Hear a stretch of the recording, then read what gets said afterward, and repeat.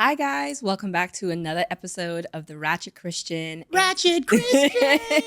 I don't have to tell you that we have a guest because you hear him, right? And I'm always excited that we have a guest, and I think every single guest that we have is super, super great and amazing, and he is no different. Today we have joining us an extraordinary comedian, brilliant comedian, has been in the industry for over 15 years. He travels the world performing. He produces amazing shows in LA, which I've gotten to be a part of. Mm-hmm. I learned today that he also does animation. There's nothing that Vargus Mason does not do. So y'all, welcome to Vargus Mason. Oh man, giving it up to the Ratchet Christian. You know you're a star of my shows in LA, at the Comedy Store, Kookaburra, the Ice House. You always shine like a diamond. I want to say, no, I don't know. But honestly, no, I'm kidding. No, I mean, I'm honored to hear that from you. You may not know this, but it's like, I always want your approval after a show. Like, honestly, it means the most to me when you tell me great job. It does. Really? And it never, ever gets old because you've known me since the very start of my comedy career. You were one of two comedy show producers to book me for the first time. Man, how many years is it now for you? This is going to be my 6th year of comedy. 6 years. And a lot of stuff starts to gel around 6. It's gelling. If you're funny, I'm going to say that. If you're funny, it gels. Mm-hmm. Yeah, there's time. But yeah, a lot of times, a lot of people say it takes like 10 years. Yeah. And hopefully it won't take all 10, but I'm willing to wait it out. Hopefully we hit it on the 6th. But I've known you since 2019. Do you know? It's been that long. It's been that long. God. Do you know how I got your contact information? No. I never told you this story? No. Okay. So Was it witness relocation? No, it was not. Stop. No, so I ain't supposed to talk about that. I moved to LA to become an actor like everybody else does. I never in my wildest dreams thought that I would be a comedian ever. I know that I have always liked making people laugh, but I was always embarrassed by that fact. Like I always was embarrassed by the fact that I embarrassed that you make people laugh. I was embarrassed by that because I felt like, I don't know why it was embarrassing, but I'm like, are people asking me to like perform? Am I being performative? Like what? I don't know. It was just embarrassing. I know this is your show, but I gotta ask, as a child, were those things kind of squashed? Were your family like, bring it down, Oz, what you doing? Or were they like, like be a humble church girl or something? What was it that made you in yourself be like, I don't need to be funny? That's a really, really good question. I think what it was for me, it was a defense mechanism. Comedy? Comedy was a defense mechanism. It was a way for me to be liked.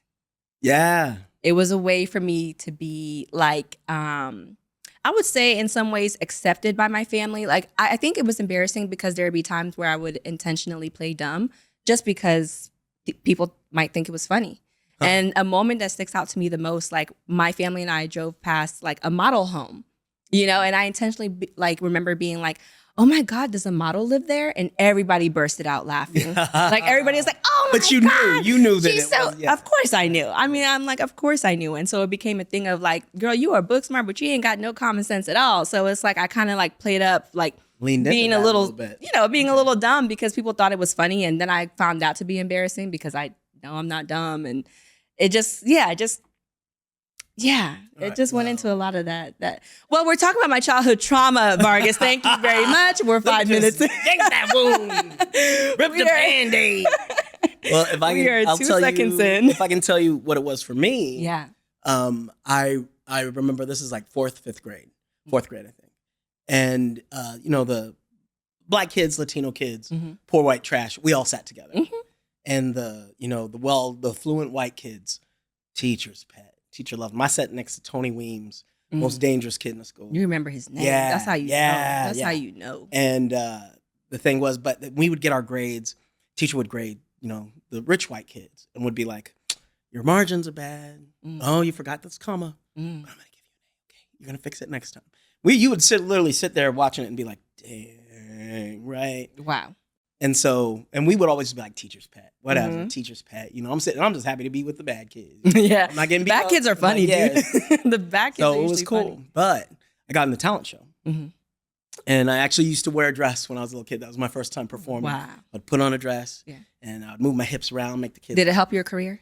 My confidence, yeah. I'm like, were you asked to join the Illuminati after, after you wore a dress in elementary school? No. So, but this is the thing. So I do it, and then one day she comes running in the classroom, and she's like, "We're in the talent show. They said that one of my kids got us in the talent show. Who? And like, I've been telling jokes since I was like in the second grade, and like everybody in the class went, just like, how do you not know? Mm-hmm. He's the clown. How do you not know that? And she walked over. She's like, "You got us in a talent show. What did you do?" And I'm like, "I put the dress on, and then I moved my hips." Mm-hmm. And she's like, "Oh, yeah, oh, really, dude?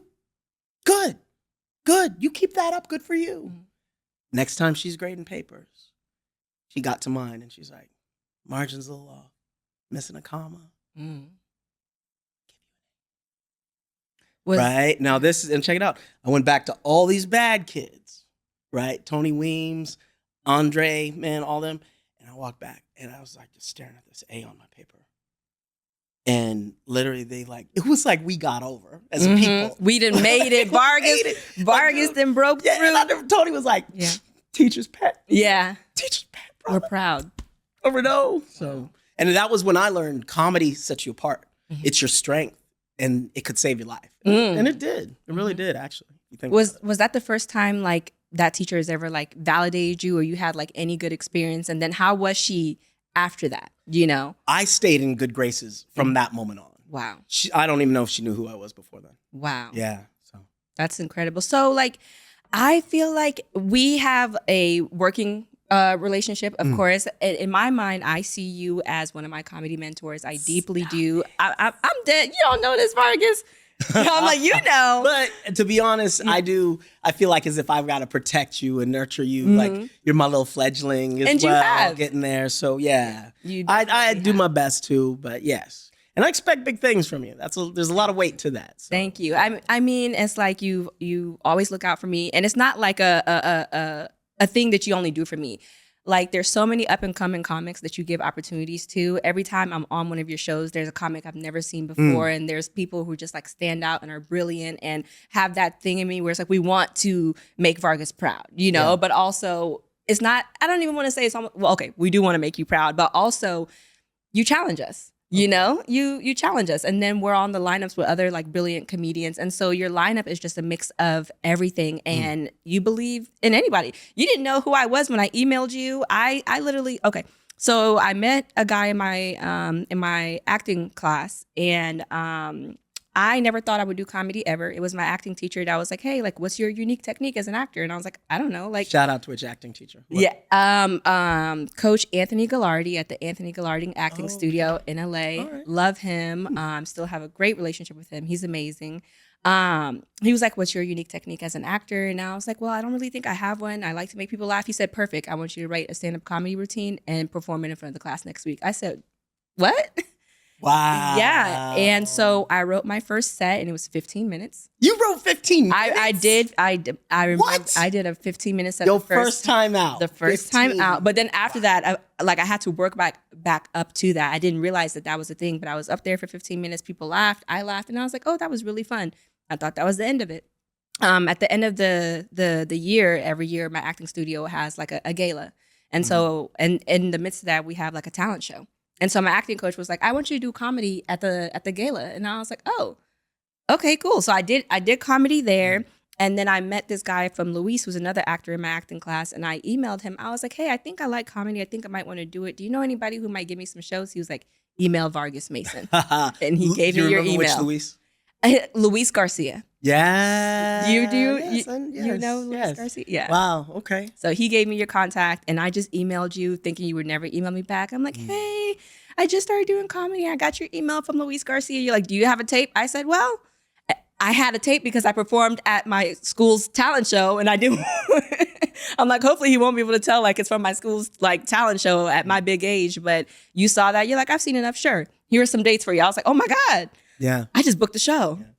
And I have to show up and like perform and do the things. And it has been history ever since. Right. I expect big things from you. I really do. I expect, because there's normally, and especially you just saying you're 6 years in, you've always had such confidence on stage. Thank you. You always command the stage when you're on it. And a lot of people, you have to learn that. You got to develop that. You know, most people, their first few years is just getting over the fear of speaking. Mm-hmm. So yeah, I've always thought you were ahead of the game. So yeah, you know. I appreciate that. So you've been in the industry now for over 15 years, right? Ooh, so much more than that. Really? I started when I was 13. What's your comedy lore? Because you've been doing it for so long. You're able to make a living out of it. Like, as a comedian, like, how did you make a living as a comedian? Like, how were you able to do it? And that's intimidating. You sound like you got a little intimidation in your voice about making a living as a comedy.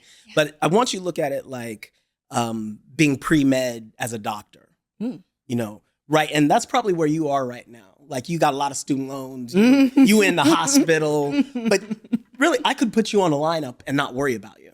I appreciate You know, just like at the store, you know, when Mark Maron was on or whatever, I'd throw you or a Hammer or somebody up after him, knowing that you would hold your own. Thank you. And so you are easily operating in the medical bay. And so it's a small distance from that to making a living. It's just that it takes that time of all your undergraduate, all your pre-med, then you do your internship, just like a doctor.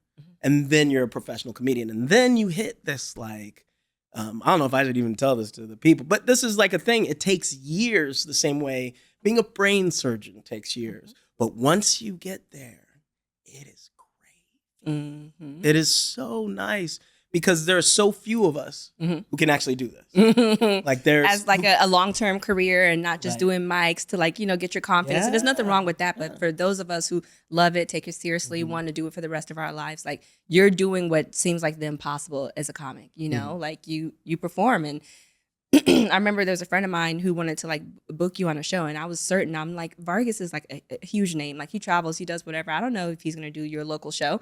And then I saw you on the flyer. Yeah, you know? I'm like, I'll do a show. You're down for I would like to whatever. think I'm a humble cat. I'm not trying You to, are. you know. And the thing is, you work in this industry. You work with people who are like, I only work. You have to talk to my agent. And then you work. She'll remain nameless, but there is Tell me after the show, right? Very famous comedian, well-to-do. I can't get her booked unless I'm talking to her dog walker. I literally tracked down her dog walker to be like, hey, can you get her on the bill for me, please? It's a charity event. And that happens. And then and I just mentioned Mark. I mentioned there's a bunch of cats. Craig Robinson's one of those cats. I love Craig. Craig. You know, Neil Robinson. Brennan is one of those cats. Mark Maron. And these are cats who I think are high echelons of the game.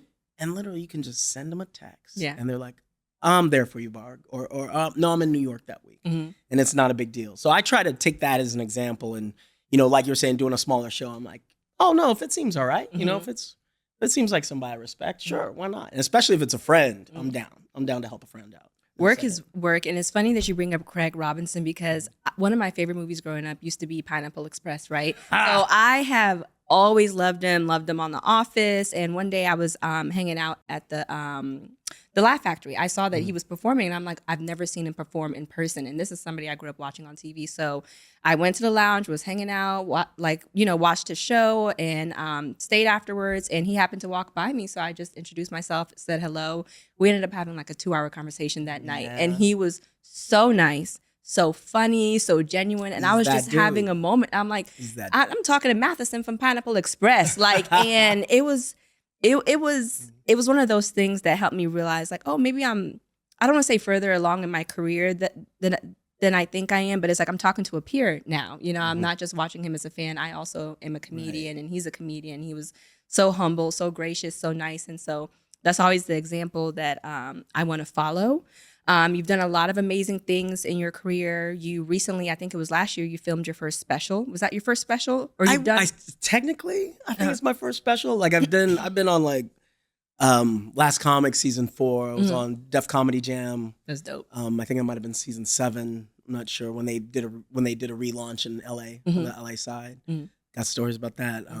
Comedy Central got stories about that. A bunch of different shows. I'm gonna have you back just so we can be messy. You could tell me. Oh, you want me to drop dirt? I want you to spill all the tea. Spill the tea. I want you to tell me all the stories about the Comedy Jam. Like, I'm gonna have to have you on for a messy episode. But yeah, Dry Bar is great. We were talking about, the different formats that you can get up a special up on other than the larger ones. I'd say the craziest thing about Dry Bar, they're Mormons. No, I did not. It's in Utah.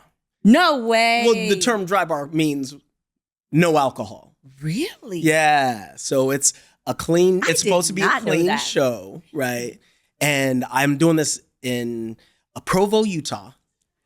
Bunch of Mormons, and I'm a little edgy, I'd like to say. Yeah. Like even the clip I think you might show, I'm a little edgy. And do you want to roll the clip? Wait. Before you play this clip, I have so many questions. Okay. I have so many questions. First, I did not know that Drive By filmed in Utah and that it was, a Mormon thing, because I've never heard of Mormon comedy. Not that it's like a particular brand. It's not specifically Mormon, but Utah's a lot of Mormon. No, that's what's and it's going. Like a that's clean base. Their course. base is like. So I was gonna ask you, do you consider yourself a clean comic? Because I don't see you curse a lot in your comedy at all. I would probably say rarely, if ever, really cuss that much in your comedy. Okay, I don't think I do. Yeah. There are people who think I'm filthy. Really? Yeah, there are people who think I'm like bad. I think it's my brand of clean. But see, and You're my brand of clean. I'm a big fan of, and especially your comedy as well. If you have to be dirty to get the laugh, you're not being funny. And so I think maybe that's what you feel. If you dissected it, there's a few things. But in general, I came up clean. I started clean. You'll always make more money in comedy if you can be clean. A lot of options. Yeah, you give yourself a lot more options. Yeah, I do church shows. Right. And they pay well. Or corporate work is stupid money, And I'm not even at that echelon of some people I see who are, making 5 figures a gig. And it's like, oh, that's... let me get rid of these cuss words. Yeah. You know what? I can take off a few F-bombs here and there. On a car. I do feel like, in attempting to be clean, there's a different level of artistry that you have to unlock. It's like, yes, I could say it this way and only be able to deliver that joke to this room, or I could find a more masterful way to say it, and then I can say it anywhere. Yeah. And so being I don't like to consider myself like a Christian comedian. I'm a comedian who's Christian. You know what I mean? And I tell my story, and I tell it as it was, not who I am now. I talk about the fact that I used to dance and my hoe joke, all that stuff, because that's true to who I am. And so I've had to wrestle with that and like, okay, where do I stand as a Christian that's a comic and all the things. But before we go down that path, I wanted to ask you, I feel like last year there was a point where a lot of like newer comedians were filming specials, and I almost fell into that, where I felt like I was like in starting. It can be a trap. It can be a trap. It can be a trap. But I feel like there's like the older generations of comics, they weren't in a rush to make specials. I feel like they're making specials now. There's another comedian who I love and respect, comedian Nazareth, who did his Dry Bar special recently, and he was like, if you don't have more than an hour of material or more, you have no business doing a special.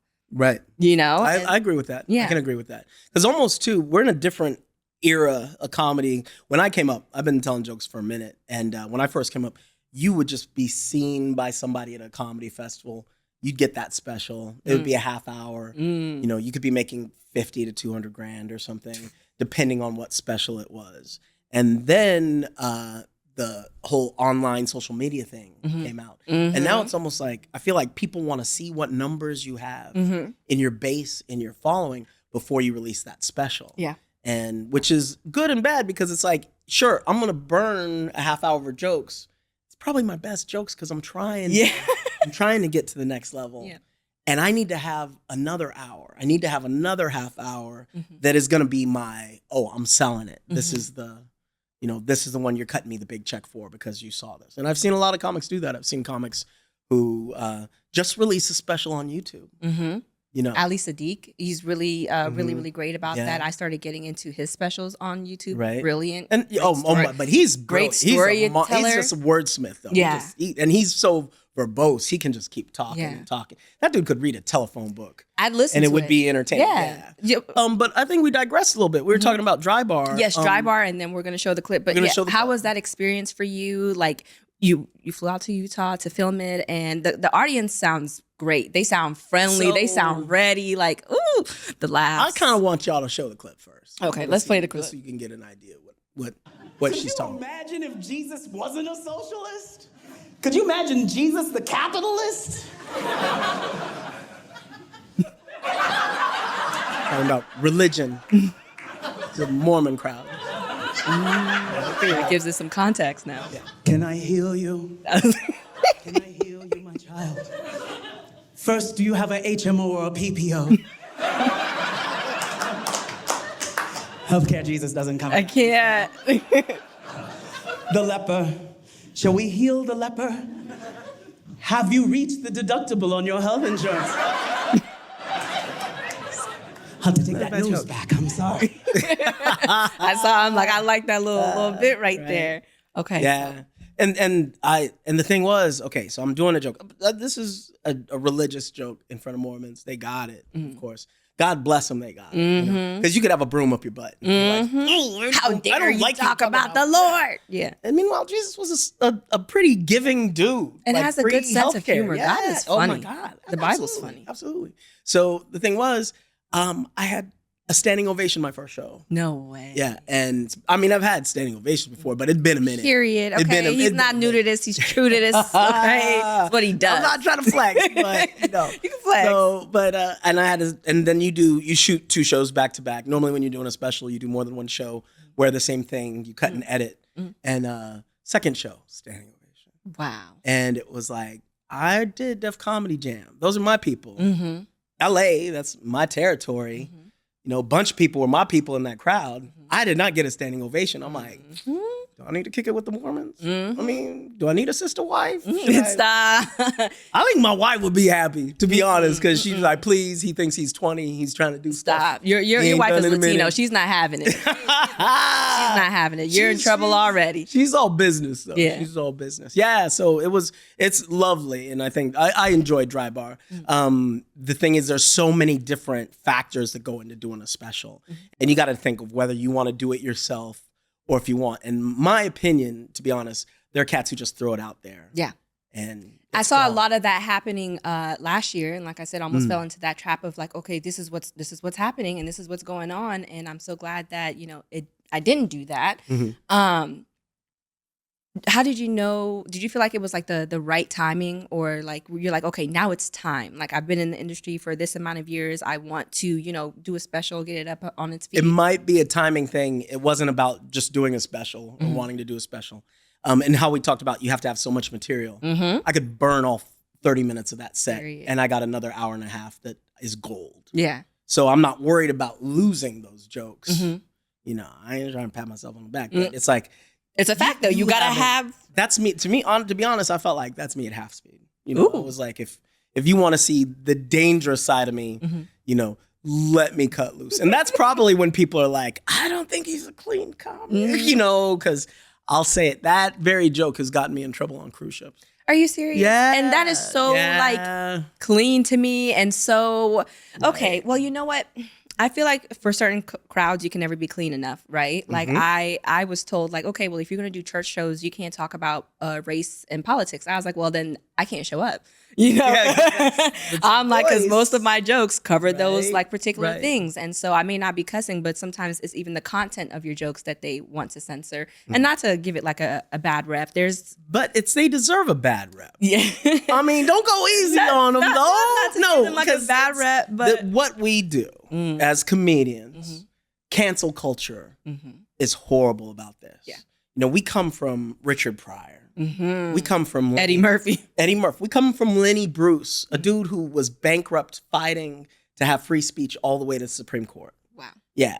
And so of that, it's like people fought. It's almost like we're losing our rights because there's a Karen in the audience who was offended. And there's 99 other people losing their ish right there. But we're going to cancel this person because of that one Karen, right? And so there has to be a balance, and there's an ebb and flow to that. There's an ebb and flow of like, okay, we want it dirty. That's when Richard came up all of a sudden. Everything was squeaky clean. And then somebody like that comes in and like changes the game. And then it goes back the other way where it's like, okay, we just want it clean, you know? So yeah, cancel culture is a monster right now. I'm like, it's nuts, but you got to be true to who you are. And I feel like that that's the difference between, you know, being able to like be an actor and be a comedian. I feel like the comedy community is so much more welcoming than the actor community because it's like there's enough opportunities for everybody in comedy because humor is so subjective. What I find funny may not be what you find funny, and my brand of humor may not be your brand of humor. Like being true to yourself, there's an audience for that, whatever that might be. You know what I mean? Versus like acting where I feel like there's only one role and only one person gets it. And because it's that, you know, like exclusivity that there isn't that much of a community in what I experience as an actor. You know what I mean? I feel like comedians are much more willing and ready to help each other. That has been my experience. Maybe people just want to help me. I don't know. I think you get love that other people don't get. Really? I mean, I truly believe so. And well, and that's okay. Let me just say, I've been telling jokes for over 20 years, and my friends who were friends when I started are still my friends now. And it's a lovely thing to see the homies and the cream rise to the top. And then there's also like just haterade, people just hating on you, intimidated by you or whatever. And I just feel like being a positive person is going to save you Every 9 time. out of 10 times, you know. So I agree with that. I don't really know so much about the acting field. I feel like there's good people everywhere, but there's definitely, I feel like people get mad at me because I try to give opportunity to some younger comedians. Yeah, you do it. And you do it and continually there's all the cats time. who are angry at me about it. But I feel like if you're confident in who you are as a comedian, you don't have to worry about who's next on the lineup or sharing Right. opportunity with somebody because it's like, I know what I have to offer. And so me sharing with you doesn't take from my plate. And I see you do that continually. I see you done with me. I see you do with other comics. Like, it's like an abundance mindset, you know, instead of like a scarcity mindset. And if I could say this to anybody as a comedian, my life as a comedian, the doors opened up when I stopped being selfish. You know, and it was just, I'm producing shows. Hello, around church, town. are we Well, awake? Hello. Well, He's dropping gems. Go on, I'm listening. But literally, like, I decided I was just going to do a charity event. And, you know, strangely enough, that charity event, my wife stepped up so big.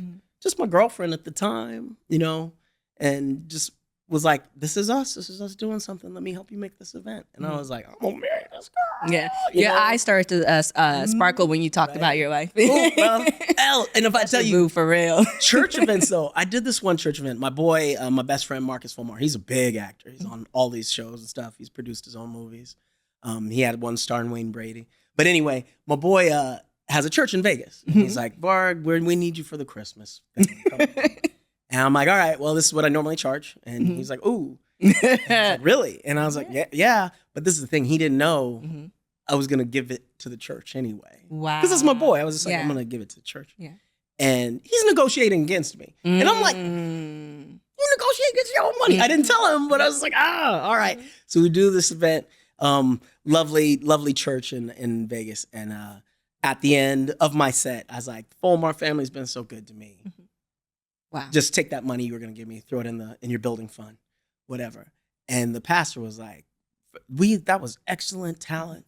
And to have him just give that back to us, he's like, this is the bar. This is where we want all the rest of our shows. I don't want it to be less than this. It needs to be, this is our standard from here on out. And I just bestow blessings upon this young man. And you know, and he's ever had to do that, you know, right? And you know, and he's doing it from there. Yeah. But we're in the middle of this big hall in Vegas. I had never had this before. Everybody in the congregation went, put that hand on my shoulder, and I was like, surrounded. I was like, what? In my mind, I was like, just go with it, Vargus. Yeah. All right, you ain't new to this. Come on. I was just like, got a little bit of the spirit, right? And just trying to have that spirit of giving, like trying to do a charity event every now and then, trying to, that cat does a show. Like Craig is one of those cats. Craig Robinson's a cat who's like, you got another charity, Vargus. All right, let's go. Let's do this. He'll show up. And if like you can have that spirit, things come to you. And it was not much longer after that, the Scouts from Def Jam found me. I didn't audition. They found me. Wow. Like the scouts for Comedy Central found me. So you gave back the money and you left with a bigger blessing. Yeah. I think you've done something in history that's never happened. You're the only man that went to Vegas to get a blessing, and not on that something, dance. and Can I not say something that? else. Right. That is Putting it all on red. Come incredible. on. No, that was the blessing. That most is people go for. really, really incredible. And I could just say a million good things about you for the rest of the podcast. Stop it. I could because I just run. Turning purple. Your birthday was last couple weeks week. ago. Yeah. Well, about a week. A little over a week. It was last week, Vargus. Was the show that I did with you last week? I just performed with you last week. You did it in the story. You did a little shout out. Yeah. I don't like birthdays. Really? I play chess with the old men. On my your birthday. Yeah. Okay, well, we'll get into that childhood trauma at some point. The next messy episode where we come in and we talk about that. But because I regard you as a comedic mentor, and I decided last year, I want to be more vocal about how I feel about politics. Okay. Right? I'm like, I want to be able to share my opinion. I want to be able to do political jokes. I want to be able to simply double-edged sword. Be myself. Yeah. It goes both ways, right? I think last year, after a series of events, I decided, you know what? I'd rather be unliked for who I really am than to be liked for someone I'm pretending to be. Right. You know what I mean? So I'm taking off every layer, being very true to myself, being vocal about what it is that I may feel. If I don't agree with something, being honest about that. And I just, I feel like who I was internally, I started showing more of that in my comedy on stage and, doing it online. I remember deciding, you had booked me for a show at the Comedy Store. You put me on one of the biggest stages of my career, by the way, at the Comedy Store. And I'll forever be grateful for that. And your last show at the Comedy Store was the first place I decided to tell my Trump joke. And I was like, there isn't a bigger stage. There isn't a bigger risk. If I can do it here, I can do it anywhere. And so I just tried it. And it was very liberating for me because it was just an exercise of okay, what's my voice? Even if I don't get the biggest laugh, even if I don't get the biggest clap, am I brave enough to say it? And so I did. And as I started, talking more about politics, you and I started having conversations, about politics. And I feel like we fall on different sides of the aisle. We are so on different sides. I'm more conservative. You're old school liberal. To do, the ratchet Christian and Vargus. Right? Because we be two different sides of the aisle. Yeah, absolutely. But at the same time, it's we may be on two different sides of the aisle, but there's so many other things that I agree with you on, so many other things that I like about you. And it's we've been meaning to get together to have a conversation about, how we feel about certain things. And I'm just, grateful that you came on my podcast and, I want us to talk about politics, but I've been nervous. Yeah. I've been nervous too. I've been nervous, right? I adore you. I adore you too. I'm I don't want him to piss me off and make me not like him. I know I'm going to. No, but it's not even that. There's nothing that you can do to make me not like you. But I'm likewise. This is the thing. This is the anxiety. We don't talk to each other. People who have differing opinions, conservatives, we just liberals, talk, we stay in our bubble. We make our points, and I feel like nobody wants to look stupid. Nobody wants to look uneducated or uninformed. Nobody wants to look like the bad guy. And so we're just all in our respective corners speaking to one another. And as far as this podcast go, I want to make a point to not just have people on here that agree with me.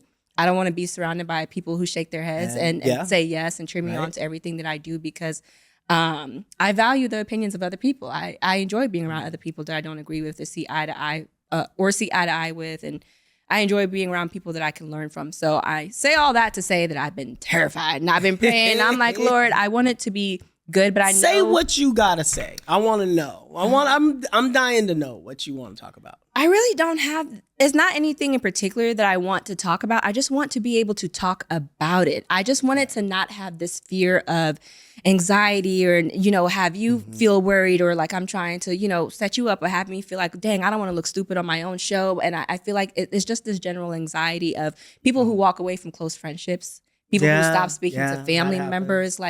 I don't like that, and I don't agree with it. If I could break down what happened in my own experience, I have my favorite uncle is he's in Wyoming. Yeah, they got black people in Wyoming. Yeah, don't clown us. The one, just the one. No, there's some of us. Got some family out there. Shout out to the Hunts. But the thing is, favorite uncle, back in the day, they just had a shopping mall. And that was the only thing to do in Casper, Wyoming. And he would literally like say, I'll drive the mall, but you gotta back me up while I sing Elvis songs. And we black, but he's making us back him up to Elvis songs. And my uncle would just be like, on a cold and gray Chicago morning. So this runs in the family. In the ghetto. Me and my little cousin Eric would have to back him up and be like, in the ghetto. And he would be like, and the cold wind blows. And then we drive to the mall.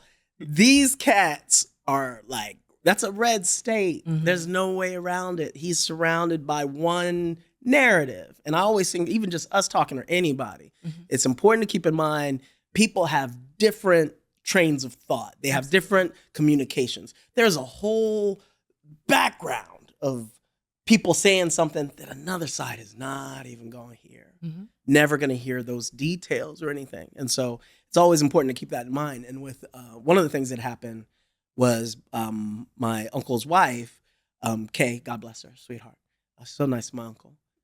She's a teacher. She's an educator. And she was very much like, that was her career. That's what she did. In Trump's first administration, his Secretary of Education was a woman who had never run a trust, a $1 trillion trust before, which is the body. This is how much money you got to manage. Had never been a teacher. Had never been a principal. Had never been an administrator. Never been on a PTA. Miss DeVos, I can't remember her first name. But Betsy, I think it's Betsy DeVos. Yeah. And literally, it was one of those things where I had to say, just to her, I had to just say, you're a teacher. You're a career teacher. You are more qualified than she is. And this is who's in this position because she's a Trump donor. And I just said to my auntie, I was just like, are you okay with that? And in a full honest response, she said no. And it was just a matter of like, because none of us are really Republican or Democrat or whatever. There's some things we got this view on. There's some things we're more conservative on or whatever. But specifically, at the end of the day, it's like, are we being God's children? Are we taking care of each other or are we not? And that was a prime example of just like, no, that's like the worst thing you could do as far as, and I could run off a list of the things that she did that was bad.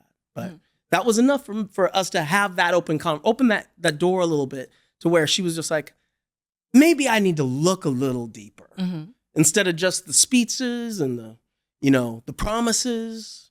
My eggs are still expensive, right? All the promises that are happening. Sometimes we just need that little bit, because you need to just question. We need to question all our leaders, and that's what I have a problem with. Is that I question Obama. Yeah. And of course, as a conservative, you question Obama. I question everything. I wasn't always a conservative, and I might not always be a conservative. And who's to say I really am? I am a registered independent. I've always voted independent. I love that. Yeah. I'm not a Republican. And I know a lot of Republicans say that. And if I was, I would say proudly, nobody's going to shame me about anything. But I'm an independent. I voted independent in the last election. And I planned on doing it this time. Whoa, wait. Who'd you vote for in the last election? Kanye West. You did not vote for Kanye. Yeah, Kanye Omari. You did not vote for Kanye. Did, and people made me feel horrible about that. I'm trying not to make you feel right now. It wouldn't be the first time, but was it because he made Jesus walks? Absolutely. But besides God, that, show me the way. That's the thing. His music, because the devil's trying to break me down. Man. Listen, as crazy as it is, it's still. He may be a lunatic, but I feel like he's our lunatic. I have been listening to Kanye West since I was in 7th grade. Like, imagine Drake running for president, and there's people who would vote for him regardless of what his politics are. But I genuinely, I looked at his platform and I looked at Biden and Trump, and I didn't feel like what they were saying resonated with me. And so I went with the person. But I'm dying to know, what was Kanye's platform? Jesus. And that's all I needed. Okay. And I know not to make it, because people like to make it seem like, Christians are uneducated and all this stuff. Wait. I got to ask Miss Newlywed. Are you going to have babies? We are going to have babies. You're going to have babies? Oh, you guys will have some beautiful children. Thank you. I'm super excited, but we want to do our first year of marriage without babies. Of course. No, don't rush. Yes. I made that mistake. I knocked her up right away. But we were on the rhythm method, and I was like, You see? Yeah, I'm so We're trying. We have a deal. We're like, okay, let's pay back let's pay off all of our debt first. I don't want to bring a child into this world and have debt. So did we, though we added more debt afterwards. Yeah, it's going to Got that add, mortgage, but it's like, I don't want to, bring a child into this world in debt. And we want to have that first year of our marriage to ourselves. And also, selfishly, I'm like, I want to have this year to just really give my career 110%. And you got some time. You're still young, so it's all right. I'm 32. People make it seem like I'm 55. That's about when we had our first. Yeah. That's about when we had our first. Okay. And we want like 3 or 4. But why does your old sensei Vargus bring this up? Let's hear it. Okay. You can't think like that anymore because now you are preparing the world for this child that is going to come. Okay. So when we vote for Kanye or when we vote for Trump or Biden or Kamala, it's like we have to say, what is this person's perspective on my child? What is their plan for my child? So what was Kanye's thoughts on education? I don't know what his thoughts on education was, but I also was like 26. It's old enough. Full grown. It's full grown. No, but I wasn't about to have a child then. No, but I'm saying now. You better be asking now. You better and be I asking. have, and I think because I thought of that, that's actually why I voted for Trump. Because I'm actually. You said you voted for Kanye. He didn't run this time. He was on the ballot. I'm talking about currently. Currently. Okay. I voted for Kanye in 2020. Right. I didn't vote for Kanye in 2024. I voted for Trump. 2024 Trump. Yes. Okay. And I voted that way actually because I'm about to start a family. What's Trump's education plan? I'm not worried about the education. I'm more so thinking about the agenda that's being pushed on children in school about their gender. Right. I'm worried about the rights that are being taken away from parents and that your child can change their entire identity in school and you don't have to know about it. That's a lot. No, okay. So I and you know how we can an example that you can name, or is it Trump said it and you believed it so let me give you an example. California recently passed a law. There are the percentage of transgender people is so very small. Right. Like there's some 400 odd. But so many of our 400 odd million people that are United States citizens that can vote, right? The percentage of that is like 0.001 who are transgender. And what I have problems with that is we come from just being black my whole life, vilified. I was a rapist. I was a drug dealer my whole life. Meanwhile, my uncle was a doctor. My mother was, a career postal worker. I got a great uncle that was an engineer and a Tuskegee Airman. And all I was told was we were thieves and rapists. I've seen them vilify a small minority to get their agenda passed. Keep them afraid of this. They can't do that with black people anymore. And they've moved on to the next thing. And because when it all comes said and done, that percentage, that 0.01% isn't going to change the price of milk. Isn't going to change anything. It's trying to make sure that these people, and it's not like they're saying, oh, be transgender. It's more like, you don't have to kill yourself no more. We're going to accept you at least so you feel like you have a place. Because in the end of the day, we all just want to exist. We just want to live without being attacked. We want to be able to have our babies. We want to be able to have them. I want to get my girls in the choir camps and stuff like that and ballet lessons, all the nine, without them being judged or whatever. That's all we really want. Yeah. And I want to be clear that I agree with that. I feel like everybody, regardless of their sexual orientation or sexual identity, deserves to be able to live in safety and in peace. I'm a Christian. I do believe in that. What I don't agree with is what's being taught to children in school.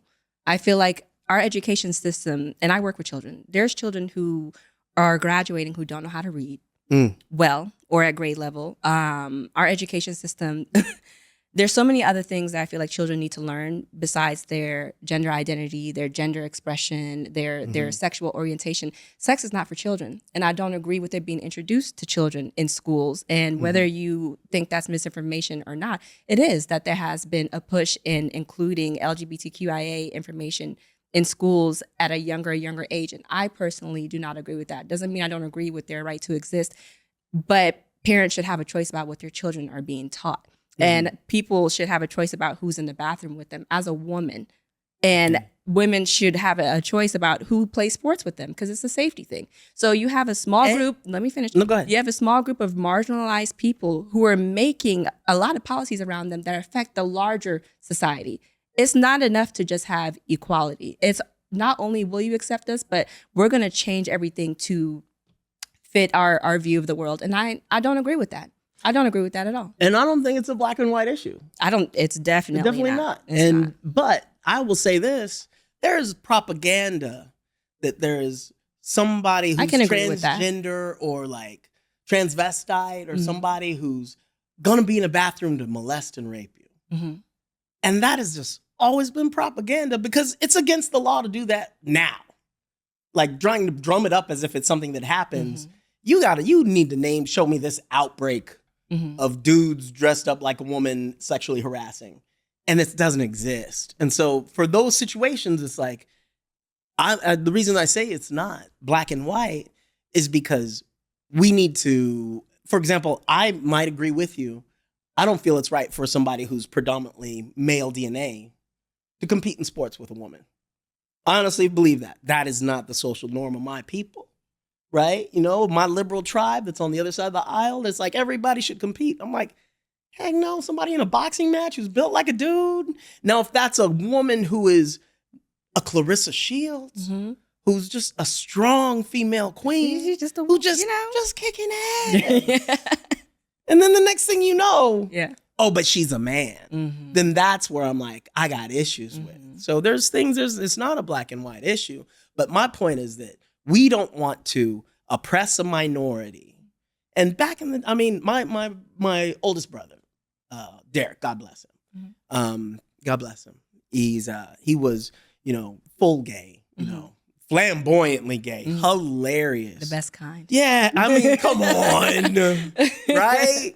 And there's a time where, but the thing is, gay dudes will beat you up. Of course. And there was you had to know how to fight back then. Yeah, especially back then. Back then, for sure. You could get jumped and killed. You had to. Yeah. And not only that, but there was no Ellen. Yeah. There was, there was like nothing, no release or gay people are fun. It was just people were scared of a minority and thought gay people were going to change everybody.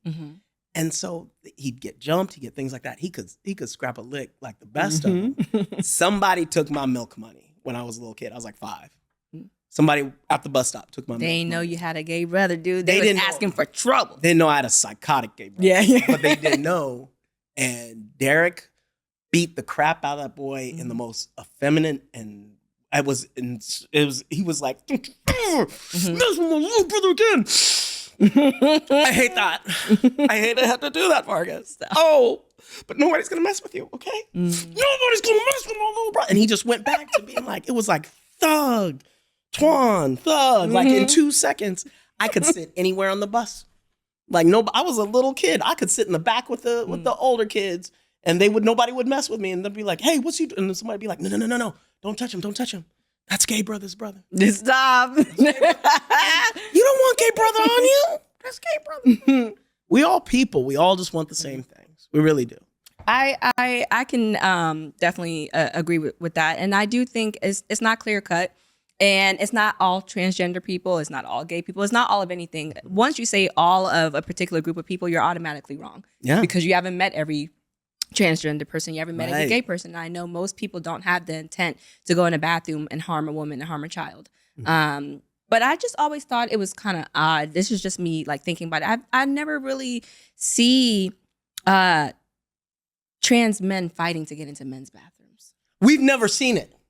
But it's always brought up been like it's an epidemic. But it just seems like but the point that I'm making is I don't see trans men, like women who transition to be men, fighting for the right to be in men's bathrooms because men's bathrooms are disgusting and gross. What I see, that's facts. What I see is trans men who transition to be women fighting for the right to be into women's bathrooms, and I just think that is kind of odd. You just struck the nail on the head. Y'all got cleaner bathrooms. But yeah, exactly. Cleaner bathrooms. Is that what I got to do bathrooms. to get the cleaner? Maybe. I'm like, because y'all are nice, and you have like perfumes. Okay, it's nice in there for sure. I get the allure, but that's a whole conversation in of itself. I'm trying to look at the points. What does it say? We have there. I had some clips that I want us to reference really quick. We'll probably be able to get to like 2 of them.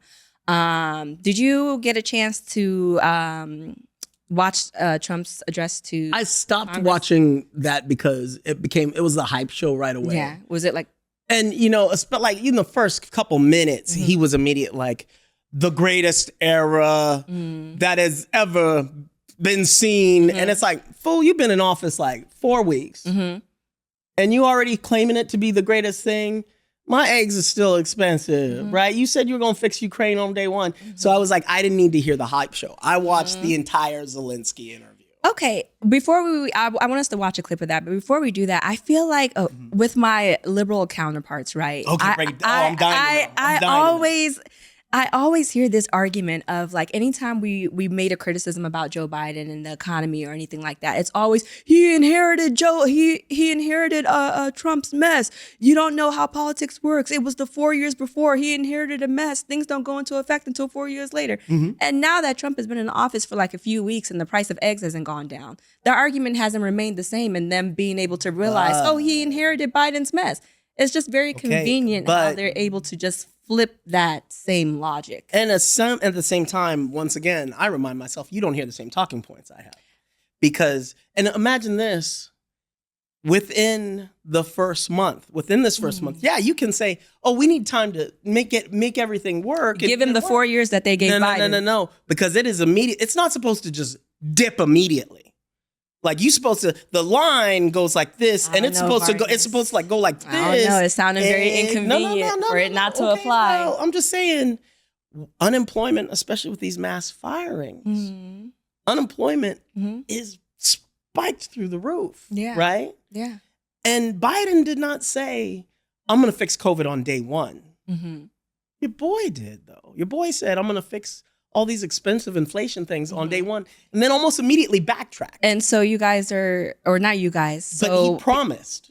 But it's been less. He promised. It's been less than 2 months. But he said he was going. So the issue is that it hasn't been fixed in one day. I feel like as adults, we should have a little bit more nuance than that. Like, as adults, yes, he said it's going to happen on day one. So because it's been 2 days and it hasn't happened. You can't play the adult card because I'm so much older. That is true. Right. But I'm going to pull it because I'm grown. Yeah, okay. I'm in my 30s. Okay. But I'm going to say something my mama used to say to me. No, don't say it there. No, it ain't bad. It ain't bad. And I'm sure you've heard it too.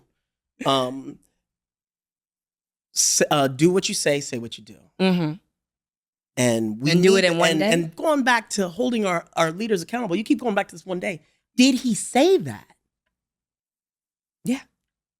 Biden never said, I'm going to resolve the world in one day. He never said it, and he never did. Trump said he could fix inflation. He said he could fix Ukraine immediately. Then we watch this Zelensky interview. It sure as heck don't look like it's going to be fixed immediately. Okay. Right? Or this inflation. And so we see these mass firings, we see DOGE, we see which I agree with. We see the elimination of DEI. You agree with that too? I don't agree with the elimination of DEI because you can disagree with that. That's lovely. No, yes, I don't agree with that. Lovely. Because I feel like the people who are harmed the most are Black people. But at the same time, it's like, can you harm us? Because it's like anything that we've gotten, I feel like in our lives has had to be based off of merit. You know what I mean? Right. And the number one recipients of DEI wasn't even us. But I feel like we're kind of throwing the baby out with the bathwater. Yes, and I agree completely. And I can agree with that part. Very astute perspective. Yeah. And part of the problem with the DEI stuff. Okay, I told you about my brother. My mother was a little deaf woman, 4'11", deaf in both ears, Black woman from Wyoming. We grew up in Colorado, right? She had a job. I've never met a Black man from Colorado. Right, I'm telling you. That's why you're so unique. Yeah. And so she sorted mail, raised 4 children on a postal worker's salary. Like, we had health insurance. Like, our teeth were straight when other kids in the neighborhood didn't. And she sorted mail all day. They would not have hired her if there were not DEI programs. Even back then, a little Black, completely deaf woman. But there was actually a small little community in post workers. It's like, what, you need to hear to read a mail and sort it? Or to take it off of the LBS machine or whatever. And I worked there with someone one time. So it was like, I knew all those machines. So you know how to do it. Yeah. And I'm telling you, I would, without those DEI programs, would I have survived? Probably not. She wouldn't have been able to raise all of us by herself. And right now we're at a point where we've fired 4 African-American career 4-star generals. People, and you have to jump over the moon when you Black sometimes. Like the things that are just handed to a regular person, we have to rise above and beyond just to be considered for average. Prime example of that, Coney Barrett in the Supreme Court has never tried a case, right? Meanwhile, Ms. Jackson on the Supreme Court has tried, judged, prosecuted, defended every aspect, is a laureate. And she had to struggle to get that position. And so Trump, again, just like Betsy DeVos, he has hired somebody who is unqualified to replace those Black generals that he fired, to the point where he has to sign a waiver saying, yes, this person is unqualified, but they're allowed to have this position. And they'll get passed because Congress is run by what's there now. And it's not about qualifications. They're going to say it's about the best person for the job. What they're basically saying, hate to say it, the best white person for the job, not the person who's been there his entire career. And these are things we can disagree with. Like Obama was in office. I hated the drone program. You dropping a drone on insurgents, you hit a wedding. Yeah, maybe you took that high profile target out. Those 4 people that lived, career insurgents. And I've been to Afghanistan. I've been to Kuwait. I've seen that. Didn't you? And I wanted to mention this earlier in the show. You have performed for our troops, actually. Yeah. And that's probably the thing I'm most proud of. Not the baby's wifey. I'm proud of the baby. But that's still really, incredible though. And with all the things that we disagree with, I can say that you remind me of like the old school Democrats that I feel like I used to like be a part of, because believe it or not, I have a liberal arts degree. I went to a liberal arts college. I used to believe in a lot of things that I feel like the Democratic Party was about. I just feel like in the last 4 years it's changed. And it's changed into something I don't like. This is so crazy. I feel like y'all have moved away from what your branding was. Well, I wasn't really a part of anything. I've always been an independent. Whoever is making the most sense at the time is who I'm going to go for. And there was a time where I felt like Democrats really, really had it. And I feel like when I hear you speak, it reminds me of that. So it makes me understand why you feel the way that you feel, because that's what, to me, the Democratic Party was and stood for. I don't feel like it's still that. I don't feel it's as much of that anymore. But if you're running things, I'll come back. Okay. Well, you can get me back. Okay. And this is things just to think about, especially because now you're going to be a mother at some point. Yeah, of course. You're a wife. You're holding it down for a family. Y'all are a unit now, and you guys are in this together. So things to think about. If we eliminate Medicare, Social Security, those are things you've already paid for. And they're going to give you a little check for $5,000 when you're supposed to be having $100,000. Okay, that's one thing. That's an example. Democrats have never strayed on that. Biden's first address said that. There's things, we got Social Security, we got Medicare, we've got loan forgiveness for schools, and people are against that. But at the same time, I got to pay for a kid going to school, right? Trump's plan is to do away with school. He has said he wants to eliminate the Department of Education. Which I agree with. And we're going to throw out the baby with the bathwater because we don't have a plan. Yeah. We're just saying we're going to destroy it and have private schools. Think about all these little roughnecks running around now that they don't have a public school to go to. Have all these knuckleheads. Do you really know what's going to happen then? Or even that we cut back programs like all these federal cuts real fast. I'm going to try to go as fast as I can. But we have these federal cuts, right? I don't know if you've seen the drug addiction that's hurt our community and is now hurting everybody. I live in LA. I see it. And the opiate thing that is hitting everybody now, right? Is that the Republicans' fault?